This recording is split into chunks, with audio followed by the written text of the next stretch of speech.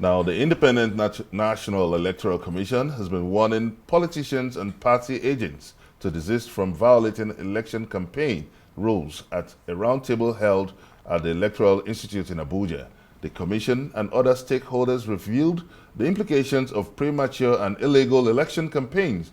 Arise correspondent, my humble self, has this report. Piqued by the rising cases of election posters and billboards flooding the public space ahead of 2027 elections, a flagrant disregard for the campaign rules which only permits election campaigns at just 150 days before the election date. The Independent Electoral Commission is initiating a roundtable of stakeholders within the election value chain on the implications of jumping the gun in electoral campaigns. The matter of premature election campaigns might be easier said than done with unregulated social media political activities and the challenge of identifying third-party political agents. You are campaigning when you even don't know people that are doing many posters on your behalf. You see, Mr. President, posters from the airport to wherever you can reach in Abuja today. I'm sure if you see some of these posters, you will be surprised. So who do you hold liable? Is the party or the person? Because we must be careful so that we will not create a situation where the law will be used to hunt some people. Defying the odds, advocacy for strong adherence to electoral rules with a level playing field for politicians and political parties continue to ring loud, particularly as it affects pre-election campaigns and transparency of the forthcoming 2027 elections. The problem of early campaign in Nigeria is not new. The seeming inability of the Commission and other regulatory agencies to deal with the menace within the ambit of the existing legal framework calls for deep reflection. All candidates and their parties, and especially incumbent office holders and their political parties, should be vicariously held responsible and penalized for premature campaigns for them by third parties. After a long-drawn reflection on the need to check illegal election campaigns, there seemed to be an overriding consensus on the need to protect the sanctity of the ballot and the nation's electoral integrity. Benga Ashiru, Arise News. Well, thanks so much for that, Benga. You wear so many caps. It's such an honor to work with you. Anyway, for more on this, we're joined in the studio by Honorable Adebayo, who is the chairman of the House Committee on Electoral Matters. Sir, good morning. Welcome to Daybreak. Good morning. All right, well, let's get straight into it. We see the matters arising. This is not a new issue. This is something that has become somewhat of a culturally accepted norm, where throughout the term of governance, we see awareness messages, we see endorsement, we see thank you, we see all manner of campaign activity disguised as, people engagement or community engagement, if I may call it that. But the powers that be are saying that this needs to be regulated, that the Constitution, the Electoral Act 2022, needs to be amended so that action can be taken, so that all parties can respect the 150-day campaign rule. What's your take on all these issues? Well, thank you once again. And I think the issue is that we should first at least accept on a general definition of what constitutes a campaign. And the fact that we are amending the Electoral Act now gives us opportunity to look at this at a wider scope, because most of the time, because of the kind of election cycle that we have now, we hardly have any year without elections. We just concluded some by-elections in some few constituencies, about 16 constituencies a few weeks ago. People who campaign. Last year we had by-elections, and they're always off-season governorship elections. All this will require some campaigns. So where do you draw the line? So that means throughout the 4 years tenure, there would be campaigns. So it is very important for us to say, okay, why do we even want to legislate against campaigning at any period? So, and again, if you look at this under section 94 down, it is not just about the time of campaign. There are some other very important areas that we legislated on to ensure that there are fair, equal time given to various political parties, irrespective of your capacity, probably being in power or not. Time must be shared equally, which also affect the broadcasting stations. The use of force within political campaigns. These are areas that we feel that there should even be more concentration as we go on during this discussion. Okay, now yesterday you were seeking for clarity on what an electoral campaign implies, and we saw civil society groups calling for the penalization of third-party agents, and we also know that this campaign issue have implications over the limit on campaign financing, and there are those who also believe that this premature campaign favors the incumbent, which you are part of. So how do you intend to resolve this in your electoral reform exercise? You see, before you talk about even resolving it in the electoral reform, generally, what's the general definition? Where do we put it? I said every year now you have campaigns because there are elections every year. So what do you call premature campaign? Let's be very objective. We just had some few elections weeks ago. There will be another election in November in Anambra. Next year, there will be Osun and Ekiti. Then 2027, there will be the general election. So that means throughout the 4 years, there will be elections and there will be campaigns. No, just to get you right, I think what is driving this sentiment is to provide a level playing ground. Are you saying we shouldn't have a law regulating election campaign? You see, why we should be very careful is when the people you think you are actually legislating against will not even use it against the minority. A ruling party, if you make the law so straight to the extent that it can be used against the minority, that's what I am trying to avoid.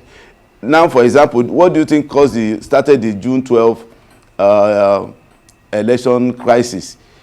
It was when Chief Abiola went to the election, to the polling unit with a dress with design of a unicorn, and then it was said to look like a horse, which was the SDP symbol, and that was how the annulment of June 12 started.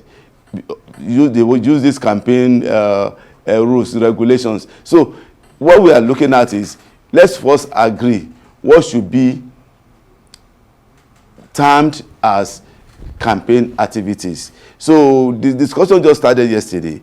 We are going to have a more robust discussion on these areas, so that by the time we have a general acceptance, that's when the law now comes in. That's when at the National Assembly we now say, okay, what should change, what should stay. Yes, 150 days before the campaign is okay. Even I believe what we have in the law as of today is okay. It's how to implement it, because to implement the 150 days now is that I, as an honorable member, I do my constituency project, and you need to advertise your constituency project. You need to talk to the people. You need to do empowerment. Do you call that campaign? Almost every quarter now, some governors do at least press conferences. You have the one by the Mr. President.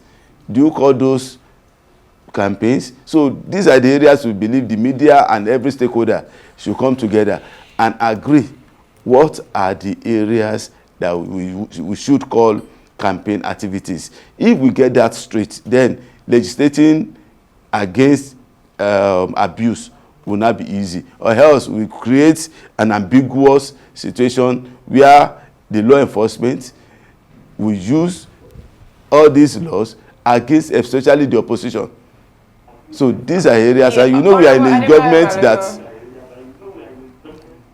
Yeah, I can hear you. Yes, thank you. I appreciate that you're speaking about constituency projects because yesterday, of course, the Minister of Finance and the Minister of Budget were in the National Assembly to meet with members of the House of Representatives about the funding of constituency projects, or actually about budget performance. They said 80% of the budget we have 80% performance. Now, I want to ask, how important are these constituency projects for campaigning, and how do we differentiate between them? Well, we're just saying the same thing. Good governance. How do you differentiate good governance from campaigning? Well, I'm happy that Mr. President has ensured that there will be higher allocations into the federal constituencies, because there are major projects, like we have the Coastal Road going on, the Badagry-Sokoto Road going on, the Lagos-Calabar project, and many other big projects going on around the country. But it is the one that gets to each federal constituencies that has bigger effect in terms of meeting the needs of the people. And it has increased the allocation going to the federal constituencies. That's why we can be talking about public non-performance now, because if you have been getting 1 naira before and you are now getting like 10 naira to go into each federal constituency, that means there will be more money going into the federal constituencies.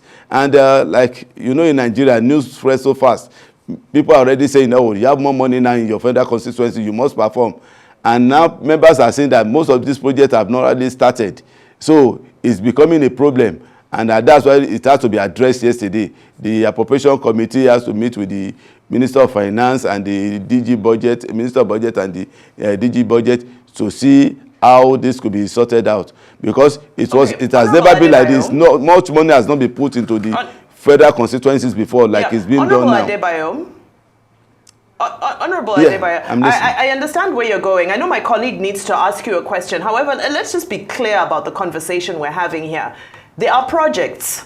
Yeah. There is governance that needs to be done. That's a separate conversation. The conversation here is around the fact that we are seeing billboards. We are seeing some candidates are even sharing posters.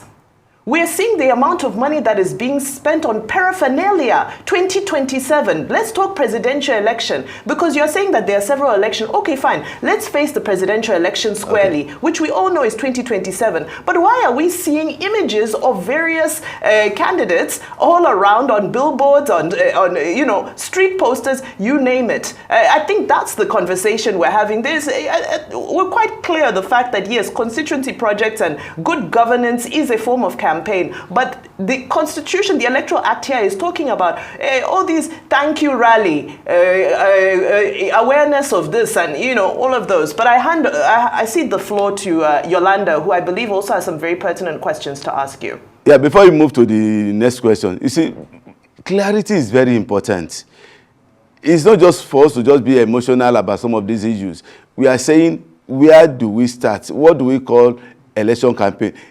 Many billboards are being posted here and there, even without the knowledge of the person involved, because there are a lot of well-wishers in Nigeria. You do any act of goodwill within a community, and they feel, oh, let's promote such a person. You have a birthday, and even without telling anybody, you see your faces on the pages of the newspaper. And thank God, just like what the First Lady just said 3 weeks ago on her birthday, that, oh, she doesn't want any kind of advert. Such money should be channeled into a project of the National Library. You see, these are things that people will do even without you asking or telling them. So that is area that we all must talk together as stakeholders.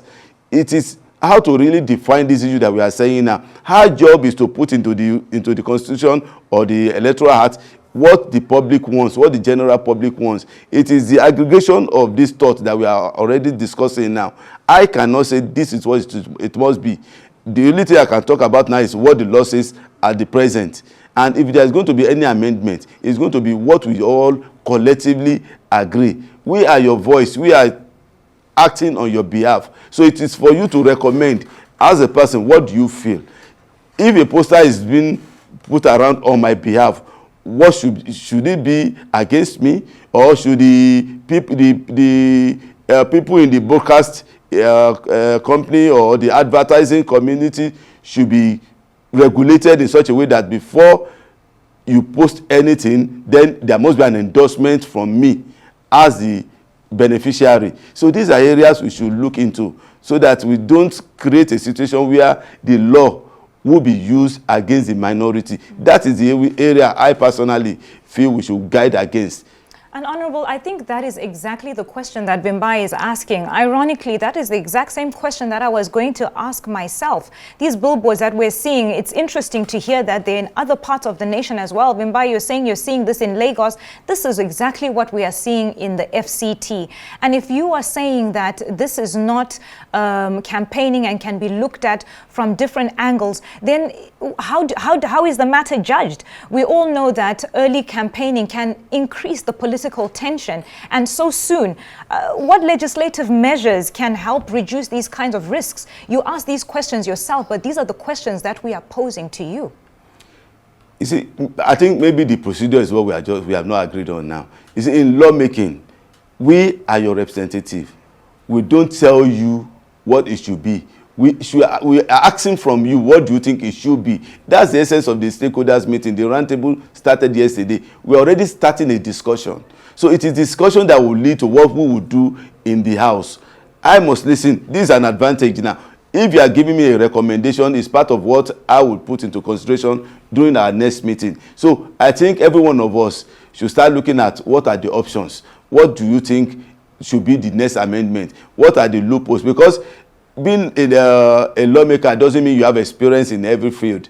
You are in the media. You are the one they come to advertise. What do you think should be the regulations? And if you are also regulating the regular media, what about the social unguided social media? How do we go into that field? That is even more effective than the regular billboards and newspaper advertisement. So these are the areas that we are saying. You are the practitioners now. You come together, make recommendations to us. These are the recommendations that we will put into consideration when we are looking into the amendments. You are the professionals in this field. So we are also putting it back to the public. That's the essence of the roundtable discussion yesterday, that all the stakeholders in the electoral process should come together. And IPAC was also there. That's the body representing the political parties. They also have to put up a presentation to say, okay, this is what we feel. These are the kind of amendment that we feel should come in. So that is what we are waiting for now. We still have a little time before the conclusion of the amendment. So I think every hand must be on deck within this period to make recommendation to the committee in areas that you feel should be amended. All right. Well, that's all we have time for. But before you go, Honorable Adebayo, are you saying that the president does not have the power to tell his well-wishers to take down their posters that they're putting up? If he's not breaking any law. It's breaking campaign laws. No, you see, every other party is also doing something. ADC is talking about the activity every day. They are talking about how to win the election. Do you want the incumbents to sit down and be watching? Look, what we are saying is even the law does not even prescribe any penalty for this activity you are even talking about, and these are part of the lacuna we are talking about. Any infraction before within the 150 days did not have any implication, but it is only the one on the night of the election that has penalty, and which was even still a mega one. But although we are already increasing that in the ongoing amendment, but the one of before the 150 days is the actual issue that we are talking about. It was just mentioned, but without penalty. So what kind of penalty do we want to go now? So if anybody infringes as at today, there is no penalty. Okay, well, you are the lawmakers and you're also the chairman of the committee on electoral matters. So, on your behalf. Some people will say, if you ask us, now who we go ask? We are doing that on your behalf. We look forward to some answers. Thank you so much, Honorable Adebayo Balogun. Fantastic conversation. We're going to continue pressing your neck on this one. This is a serious matter. Well, that's all we have time for here on Daybreak today. I'm Bambai Mutiniri Ekpeyong. And I'm Benga Ashiru. It's goodbye from me on Daybreak. I'm Adeswagi Wasage. Thank you for joining us. And I'm Yolanda Robert. Please do keep it here on Arise News. The morning show is next.